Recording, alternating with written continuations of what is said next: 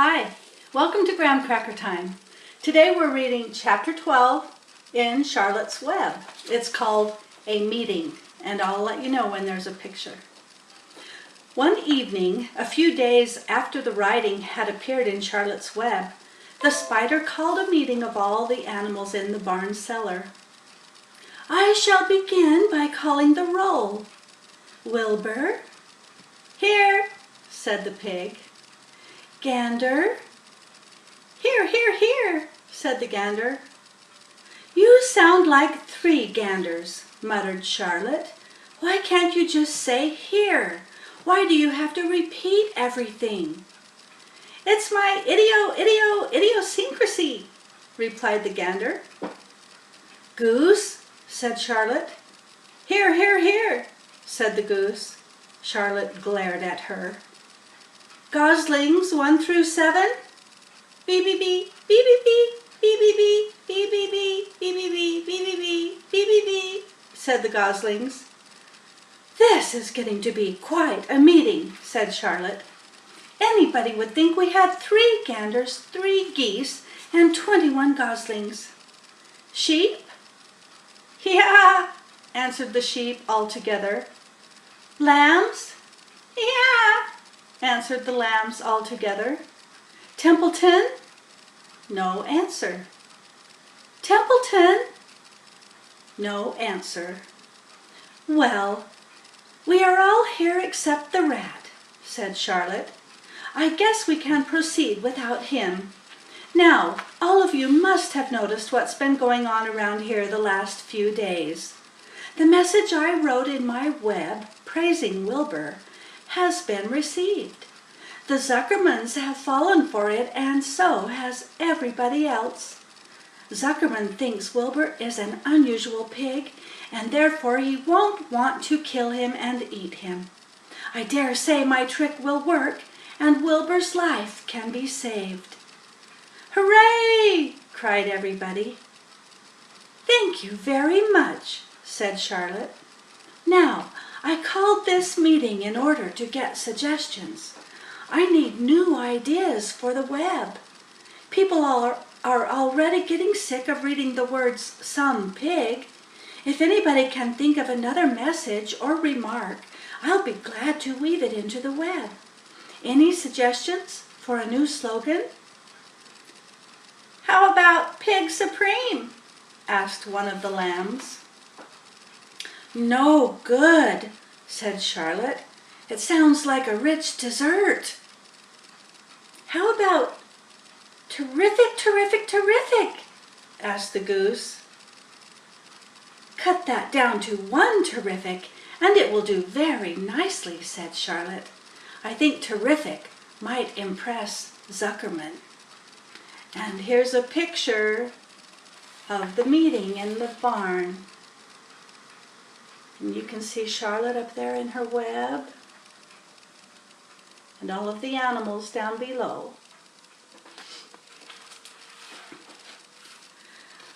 But Charlotte, said Wilbur, I'm not terrific. That doesn't make a particle of difference, replied Charlotte. Not a particle. People believe almost anything they see in print. Does anybody here know how to spell terrific? I think, said the gander, it's T-double-E-double-R-double-I-double-F-double-I-double-C-C-C-C. What kind of an acrobat do you think I am? Said Charlotte in disgust. I would have to have St. Vitus's dance to weave a word like that into my web. Sorry, sorry, sorry, said the gander. Then the oldest sheep spoke up. I agree that there should be something new written in the web if Wilbur's life is to be saved. And if Charlotte needs help in finding words, I think she can get it from our friend Templeton. The rat visits the dump regularly and has access to old magazines. He can tear out bits of advertisements and bring them up here to the barn cellar so that Charlotte can have something to copy."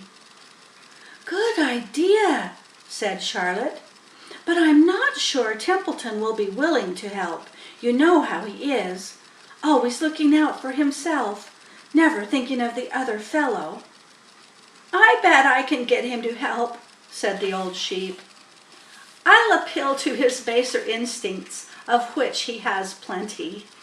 Here he comes now. Everybody, keep quiet while I put the matter up to him." The rat entered the barn the way he always did, creeping along close to the wall. "What's up?" he asked, seeing the animals assembled. "We're holding a directors' meeting," replied the old sheep.